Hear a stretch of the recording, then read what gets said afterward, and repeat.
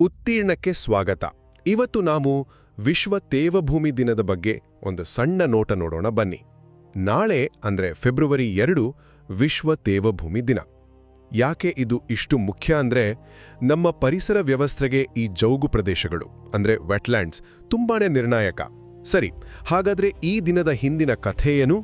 ಮೊದಲನೇದಾಗಿ ಇದು ಶುರುವಾಗಿದ್ದು 1971ರಲ್ಲಿ ಇರಾನ್ನ ರಾಮ್ಸರ್ ಅನ್ನೋ ನಗರದಲ್ಲಿ ಜೌಗು ಪ್ರದೇಶಗಳ ರಕ್ಷಣೆಗಾಗಿ ಒಂದು ಅಂತಾರಾಷ್ಟ್ರೀಯ ಒಪ್ಪಂದಕ್ಕೆ ಸಹಿ ಹಾಕಲಾಯಿತು. ಅದಕ್ಕೆ ನೋಡಿ, ಇವತ್ತಿಗೂ ಅಂತಾರಾಷ್ಟ್ರೀಯ ಪ್ರಾಮುಖ್ಯತೆ ಇರುವ ಜಾಗಗಳನ್ನು ರಾಮ್ಸರ್ ತಾಣಗಳು ಅಂತಾನೆ ಕರೆಯೋದು. ಇನ್ನು ಎರಡನೇ ವಿಷಯ, ಈ ವರ್ಷದ ಧ್ಯೇಯವಾಕ್ಯ ಏನು ಗೊತ್ತಾ? ಜೌಗು ಪ್ರದೇಶಗಳು ಮತ್ತು ಸಾಂಪ್ರದಾಯಿಕ ಜ್ಞಾನ.